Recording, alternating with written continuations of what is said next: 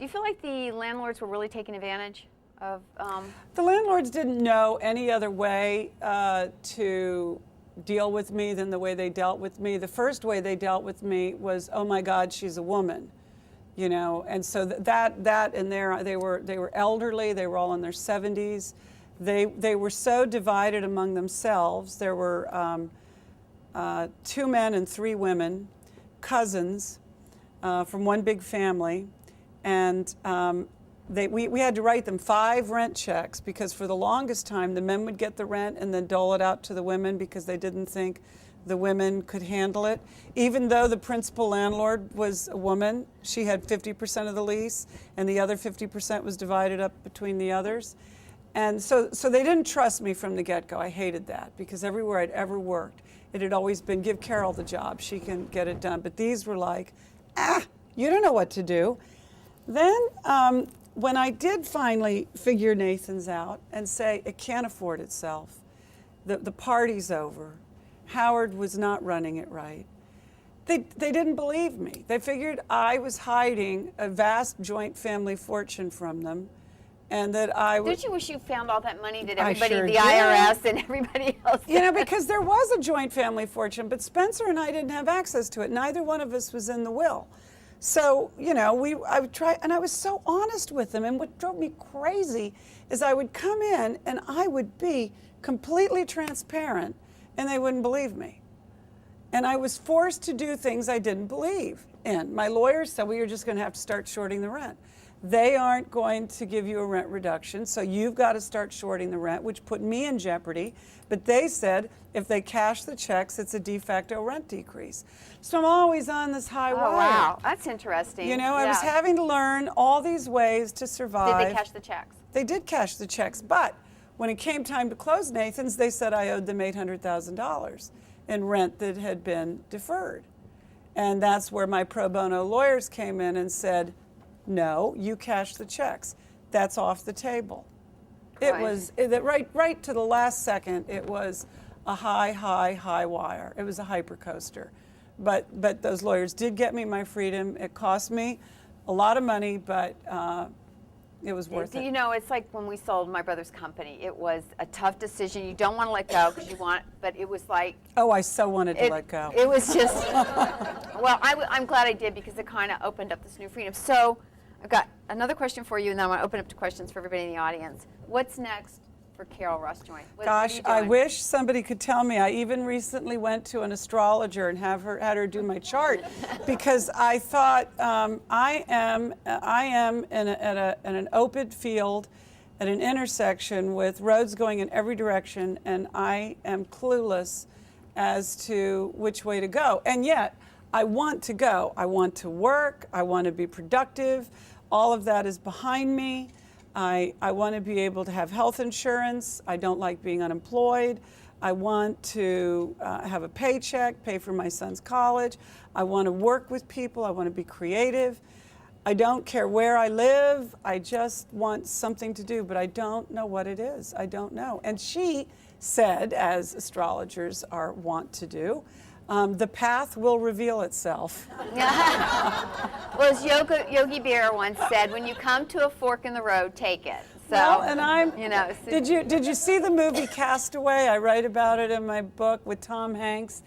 It's a wonderful movie, and every time it's on, I rewatch it because he's in this plane crash, and he ends up on this desert island. And I equated that with what happened to me. And all he wants to do is get back to the life he knew, back to dry land.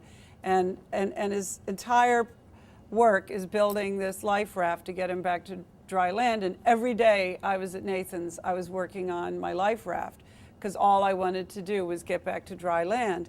And at the end of the movie, he does get back to what he thought his life was, but he's completely changed. And I am completely changed. And he ends up wonderfully at the end of the movie out in this plane at this intersection, not knowing whether to go right, left, follow the woman in the truck.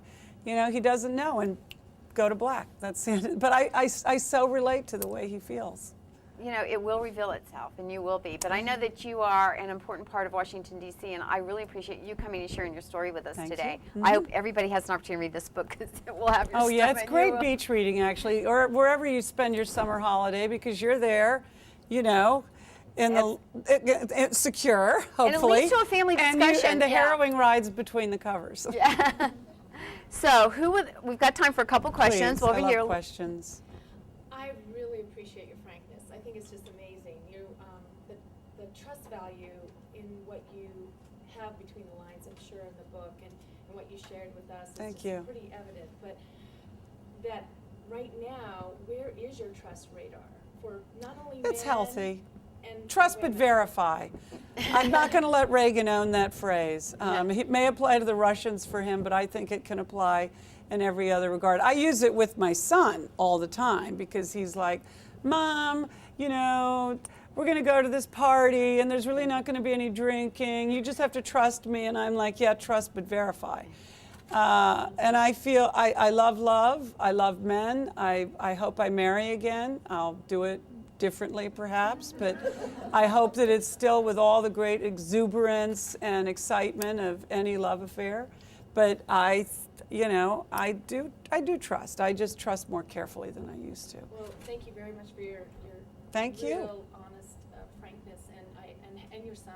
How Yeah. is he doing? He's well, I think he's up now. He's 19 and a half. He just finished his freshman year in college. He's in a bum state because he got 4 A's and a B, and he wanted to get all A's for his freshman year, and because he decided he really liked academics now this year in college. That doesn't mean he's not a complete mischief maker, but he ironically wants to transfer to the University of Texas because he's like I can't do DC anymore. I spent my whole life here. I want to go to the opposite of DC. That's the opposite. And he's just petrified getting this B is going to cook his chances. Oh no, he'll Transferring is a very tough thing to do without a 4.0. It's just amazing. But anyway, he's back home for the summer, and we're trying to find ways to peaceably cohabit.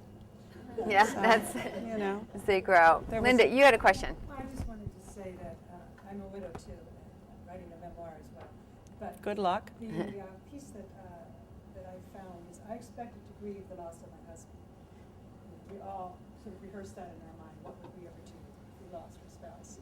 The piece I didn't expect to do was to grieve the loss of Linda, because when your husband dies, that life is gone. All the memories. It's gone, but it's also the food you cook for dinner doesn't make sense. Everything anymore you because had cook for together dinner, your is- activities, your social You're life. robbed. And so when you get through that initial piece of, oh, I've lost him, you go, I've lost me. But what I like very much is your attitude. So what? You know, your only alternative is to go forward.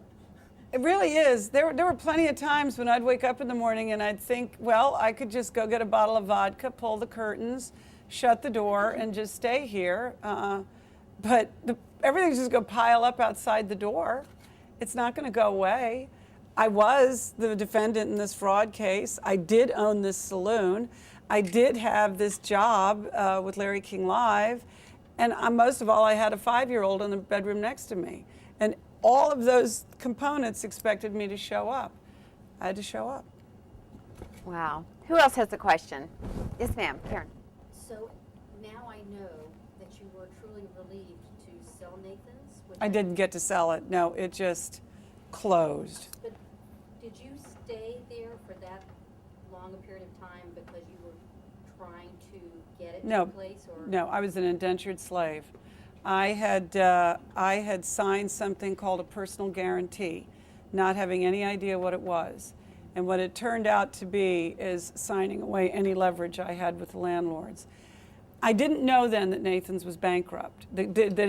So I signed this guarantee on a new lease thinking, okay, I'll settle with the IRS and then I'll go and sell Nathan's. And maybe I'll make $1 million or $2 million and Spencer and I will have what we would have had, you know, if I'd sold everything and had got the estate.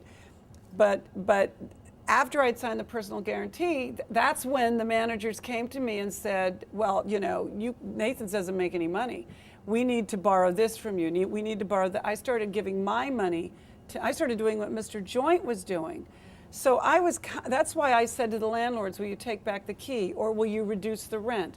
And I was always trying to sell it, but people would take one look at the lease and they'd head for the hills. Nathan's could have been zapped by Martians, and I still had to pay the $300,000 a year rent. So even declaring personal bankruptcy wouldn't have protected me. I was shackled to the deck as if it was the Titanic, and I could not get out of it until April 2009 when the lease was up. By then, I had so many debts on me, it was like barnacles. I'd given up all my personal savings. I had a mortgage on my house. I'd given up all the money for my college savings for Spencer. It was indentured slavery. So no, I didn't sell it. It was liberation, and moreover, the city took my liquor license from me, which was worth about $100,000, and my pro bono lawyer, you probably heard of him, Brendan Sullivan of Williams & Connolly, he said to me, if you want, we'll go fight it, and we'll get that liquor license back, and we'll win. We'll go in with guns blaring. He said, but it'll probably take a couple of years, and there'll be a lot of depositions. It'll make everybody's life hell, meaning the landlords and anybody they want to rent the building to. And I said, I don't want to do that. I just can't. I can't do 2 more years of dealing with this. I'm almost 60 years old. I just want to let it go. So that was the decision I made. Sometimes, it's smart. You've just got to cut your losses short, and I've been fighting for 13 years. And you're in a war that you didn't start, that you didn't invite yourself to, and I think it's better to say, I'm walking away, and I'm going to start over. So what I want to know is how did you survive that for 13 years to keep Very barely. Friends, drugs, therapy, alcohol, hitting bottom and bouncing back up as many times as I needed to, a lot of crying, a lot of staring at the ceiling at night, a lot of thinking I would never ever get through it, and then being happy to see the dawn and saying somehow I'll get through it. You just do what you got to do. You just can't give up. You just cannot give up. You have to keep going. I think that's it. So it really shows your resiliency, and you're in a much better place now. My mother always said I was stubborn, so maybe it came to play. Well, I want to thank you so much. This Thank was an you. incredible interview. Yes, I thank just you. loved it. And I want to echo what I think Laura Lee said was your candor. We really, really appreciate it. I think it's very brave to come out and be so candid about such an incredible journey, and I think your story is important. So we thank you for sharing it. Thank you. Thank you very much. So thank you for tuning in to our show today. We're so happy that you did, and we look forward to seeing you in our next Read the CEO book. Chick Chat. And read the book. Get the book. It is for sale.